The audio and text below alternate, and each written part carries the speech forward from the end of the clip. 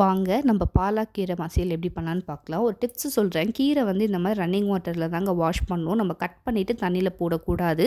அது உங்களுக்கு வந்துட்டு ஒரு ஸ்ட்ரென்த்தும் கொடுக்காது. இந்த மாதிரி நல்ல ஒரு ஃப்ரெஷ்ஷான ஒரு ஃப்ளேவரும் கொடுக்காது.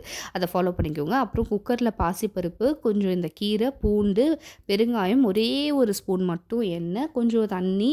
ஏன் தண்ணி கொஞ்சம் ஊற்றுங்க அப்படின்னா கீரையிலே தண்ணி வந்து ஃபுல்லாகவே இதுவாகிடுங்க. ஸோ இதுதான் கரெக்டான லெவல். அப்புறம் தக்காளி, அதுக்கப்புறம் வெங்காயம் எல்லாம் போட்டு குக்கரில் ஒரு 4 விசில் விட்டுலாம். மஞ்சத்தூள் கொஞ்சோன்னு போட்டுக்கோங்க. 4 விசில் விட்டுட்டு அதுக்கப்புறம் எடுத்து வச்சுருங்க. அதுக்கப்புறம் கீரையை இந்த மாதிரி ஒரு மத்தில் போட்டு கடைஞ்சி நீங்கள் இப்போ தாங்க உப்பு சேர்க்கணும். ஆக்சுவலி ஃபஸ்ட் நான் வேக வைக்கும்போது உப்பு சேர்க்கல. இப்போ நீங்கள் உப்பு போட்டிங்கன்னா இன்னும் டேஸ்ட்டை என்ஹான்ஸ் பண்ணும். நல்லா கடைங்க. மிக்சியில் தயவு செஞ்சு அரைச்சி பண்ணாதீங்க. அது உங்களுக்கு டேஸ்ட் கொடுக்காது. அப்புறம் எப்பயும் போல் கடுகு, அதுக்கப்புறம் சீரகம், வெங்காயம், காஞ்ச மிளகாய் போட்டு தாளிச்சிட்டு இங்கே ஒரு டிப்ஸ் இருக்குது. சின்ன வெங்காயம் வடகமும் சேர்த்து நல்லெண்ணெயில் கொஞ்சோண்டு வதக்குனிங்கன்னா ரொம்ப ரொம்ப சூப்பராக இருக்கும். ட்ரை பண்ணுங்கள். தேங்க்யூ. உல்லன்போடு ஹேமா. Thank you for supporting.